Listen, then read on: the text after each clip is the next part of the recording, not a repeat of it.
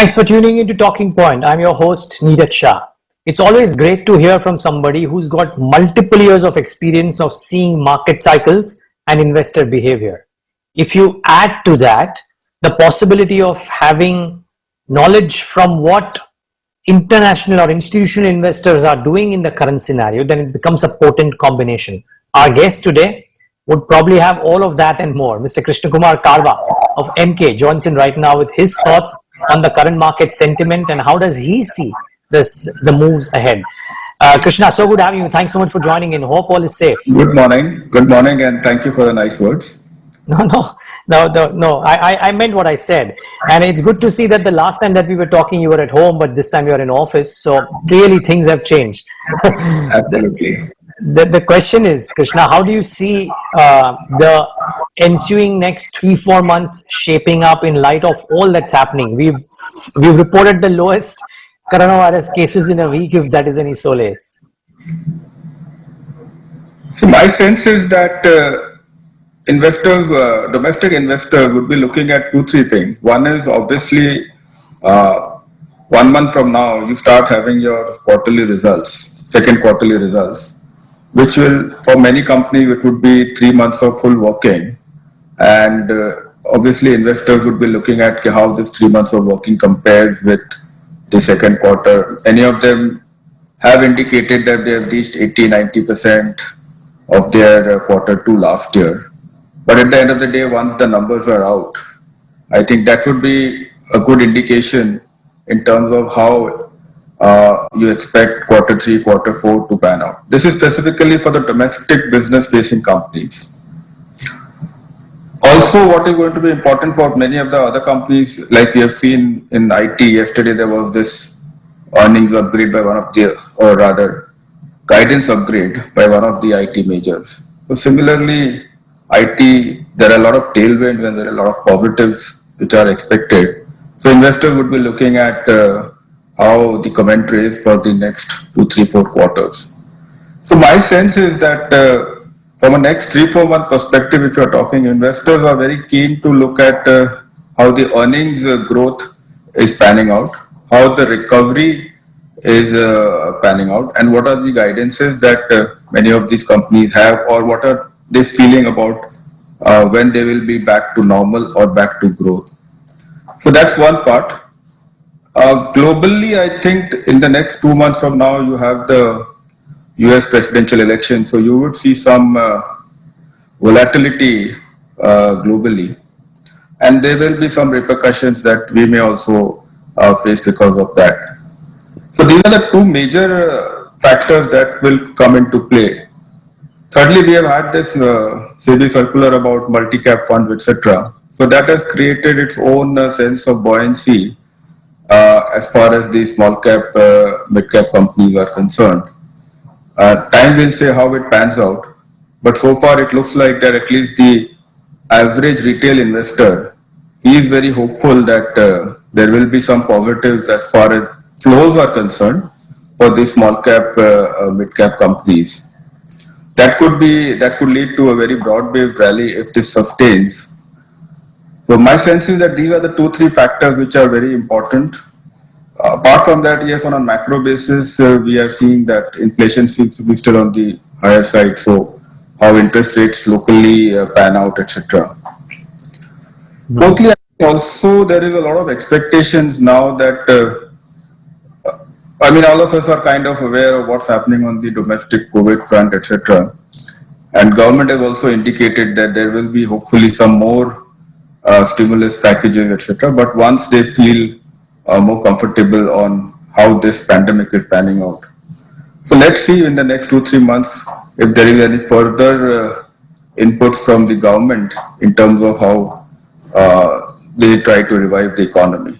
And last but not the least, I think in the next 15 days you have the possible list of bidders for BPCL.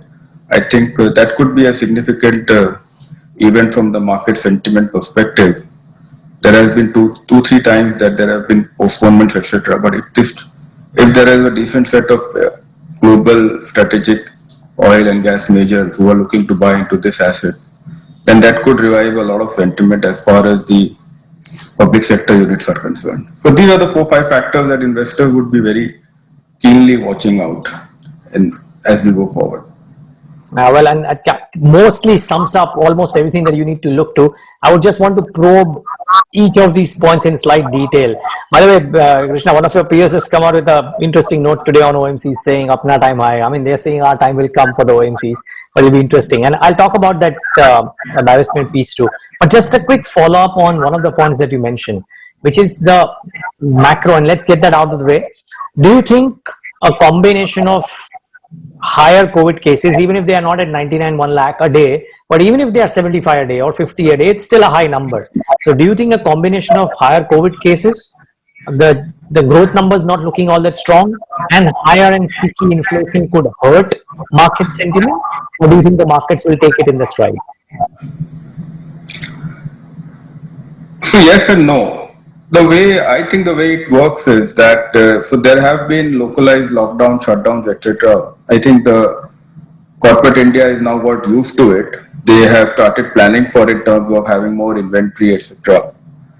So my sense is that a spike in COVID cases and the attendant challenges which come with it is going to be impacting more the smaller business units, the SMEs, the MSMEs, etc.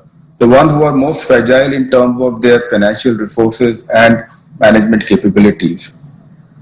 And please understand that, so what is happening is that the market shares, wherever there is a large unorganized sector, is shifting to the organized sector. So it's not the right way, but the fact remains that the organized sector is gaining at the expense of the weaker parts of the business chain. So at the end of the day, the investors in stock market, they typically invest in, all the companies that you invest in are the larger companies, or they are the leaders in whichever sector that they participate in. So my sense is that even if there is a spike in cases and there is attendant lockdowns, etc., the larger companies now have their supply chains, have their system processes all in place. They will continue to gain at the expense of the smaller sectors. So, yes, as far as banking financial services are concerned, the lenders are concerned, for them it doesn't augur well if there is a further spike in cases, etc. Because their lending is across the channel, across the board, from large cap companies to small, mid, individuals, etc. So my sense is that the bigger hit would be to the banks and the financials or the lenders if there is further spike in COVID-related issues. Interesting you mentioned that. So can I ask you a follow-up? What would your stance therefore be on financials? Because AA is looking at a post-moratorium world which is a bit uncertain, and the talks of even in the banking space, the larger banks with a higher capital cushion arguably doing better than the others.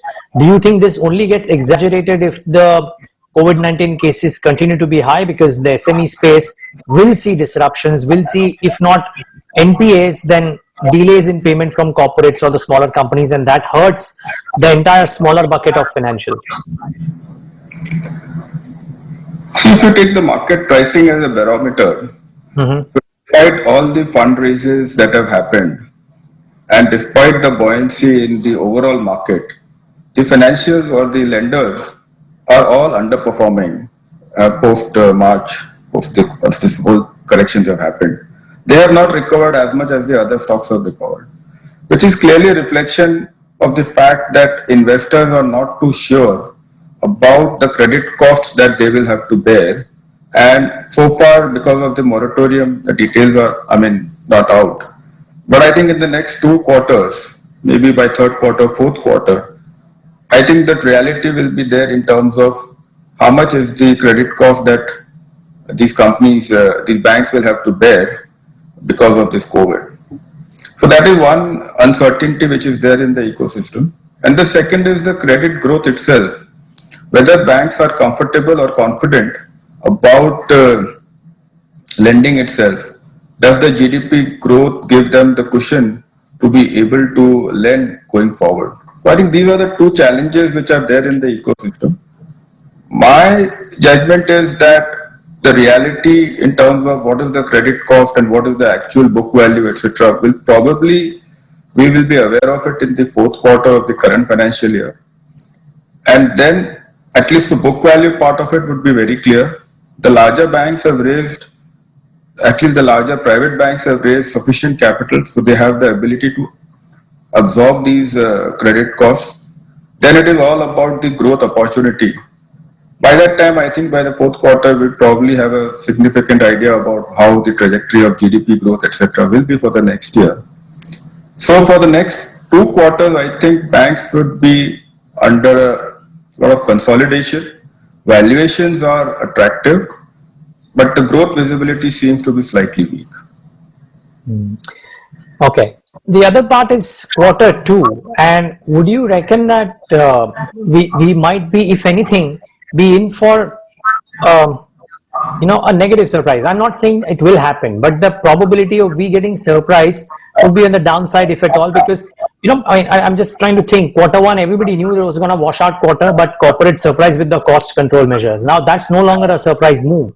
And everybody's penciling in the economy's opened up, and therefore companies would be back to near normal or 70% or 80% of normal. And that seems to be the general consensus. So if anything, do you reckon the surprise will be on the downside and the reactions might be accordingly, or could there be positive surprises too? So my sense is that analysts have not yet penciled in the kind of recovery that can happen. My sense is analysts tend to be behind the curve, both whenever there is a sharp uptick or a sharp downtick. So it could happen that there could be a whole host of upgrades in the analyst expectations once the quarter 2 numbers are announced. So it is all about the surprise element which could be there. Now you could argue that the stock prices have moved up and maybe there could be some consolidation. But if the recovery of trajectory is better than analyst expectations, then I don't expect any sharp corrections in the stock prices. Maybe there could be some consolidation, but again, that could be more stock specific, sector specific. But generally, my sense is that analysts will be behind the curve in quite a few sectors. That's interesting. Any thoughts as to what themes could be that could surprise? Again, we might all go wrong because it's difficult to gauge, but I'm just thinking top of the hat, anything that you think from your assessment could surprise on the upside? See, we have been very positive on IT recovery, and yesterday also what has been alluded by one of the large IT majors. My sense is that there will be a lot of positive surprises coming in terms of the IT companies' numbers for quarter 2, as well as their thought process in terms of how they see the growth prospects for the coming year, etc. So there should be some positive surprises. My take is that even amongst the domestic facing companies, so you possibly should have a lot of positive surprises from the building materials segment. There is a lot organized. They are struggling, and the organized sector has seen a massive uptick. I don't think so. The analysts have been able to. I don't think that the analysts have captured that so far. So there should be some positive surprises from the building materials segment. Pharma, yes, I think my judgment is that broadly it's kind of priced in. So there could be some stock-specific upticks, but generally I think it's done well and there should be some consolidation.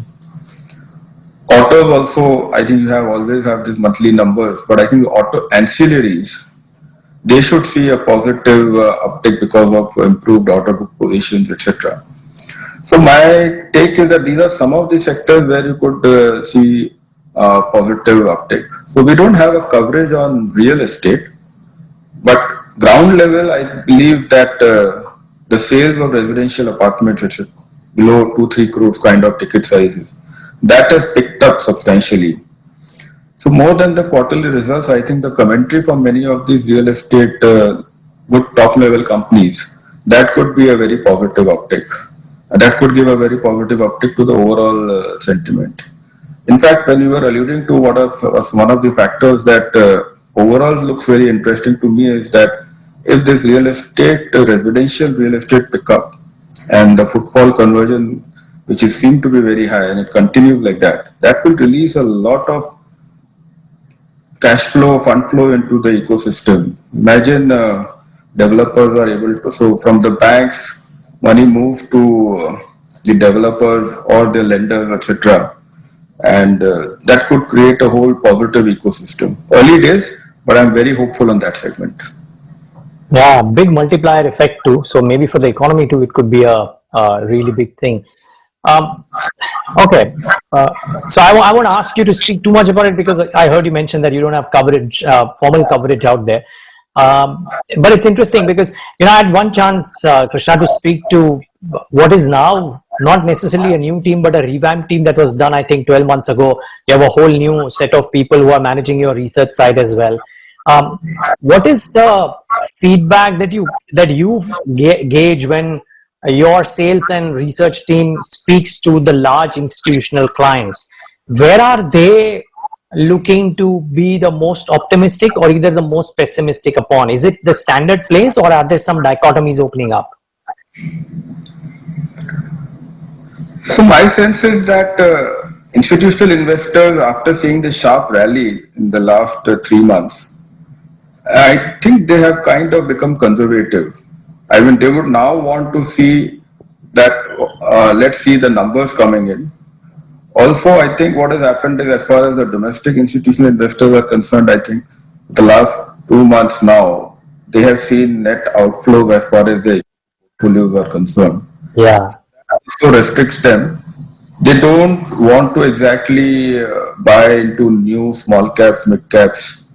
I think it's rightly so. I think when you're managing money for clients, you need to be conservative. And so they are looking for how sustained is this uptick in terms of the performance of the company itself.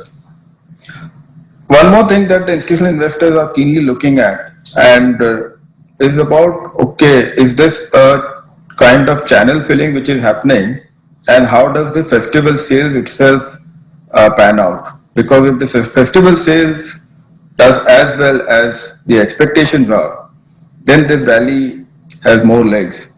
But if it peters off and the festival sales are disappointing, then there could be a reason for investors to be disappointed.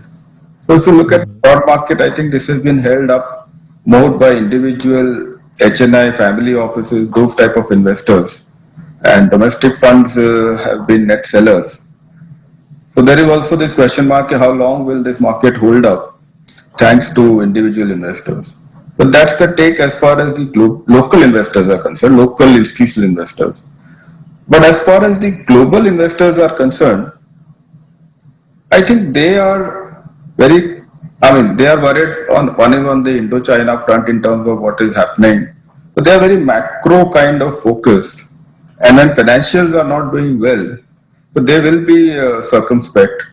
So, but having said that, if you see, the flows were decent in the month of April, May, but now the flows are kind of petering off. So I think institutional investors rightly are careful and cautious, waiting more for the results and what kind of commentaries corporates have, rather than trying to outguess them. Okay, a quick follow-up is this new rules, and when one looks at small caps and mid caps, the impact cost of even attempting to buy the desired quantity is very, very high, right? What's your sense? Do you think that this, coupled with the valuation mismatch, ushers in a much needed revival at the broader end of the spectrum? Is that a higher possibility? See, if you look at from January itself, the small cap, mid cap indices have been outperforming the large cap indices. And that was a function of the huge valuation gap between the two segments of the market, the small cap, mid cap versus the large caps. But if you look at from a Jan 18 perspective, I think there is a long way to go before the small cap, mid caps catch up with the large caps.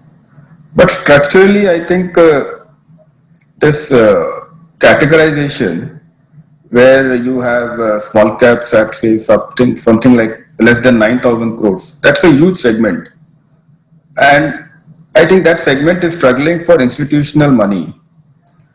I think the regulator should possibly think of maybe breaking this small cap into micro cap or sub micro cap or something, and have some more mutual fund categories of schemes where investors can invest in. So currently, the investor interest, I mean, the funds which are flowing into these segments, the small cap and the mid cap segment, is very limited versus the overall pool of money which is invested in that segment. So I think fundamental valuation is one part, but there has to be sufficient liquidity to buy into those stocks also. I appreciate your point that there is a high promoter stake in small cap, mid cap companies, so acquiring, there is a high impact cost. But this cannot be an orphan sector. SEBI has to figure out how this segment can be promoted, where investors can invest in, and how more money from investors can come into dedicated small cap schemes, or maybe have some more categories over there. It's very important from our overall economy perspective that this segment also gets sufficient capital. No, I mean, it's a point well taken. I mean, there's noises all through the last 15 years that I've been here that how SMEs struggle for money and so on and so forth. But yeah, it'll be interesting to see if indeed there is something else done. Krishna, one important point that you mentioned, and I saved it for the last simply because it probably is not just a question of OMCs, but if a successful BPCL divestment happens, maybe it has some further implications as well. What's your sense? Because what we hear is that the interest might be there, depends on the valuations that the interest comes in. What is your assessment of how it will shape up and the implications that it has? So specifically speaking about BPCL, we had come out with a research report a few weeks ago. How do you assess BPCL from the eyes of a strategic investor? And yeah, I mean, if you look at it from a strategic investor coming into it from a 20-30 year perspective, then the value that this stock offers and the opportunity is phenomenal. For a successful BPCL divestment, in fact, the list of investors possible, should come in the next 15 days.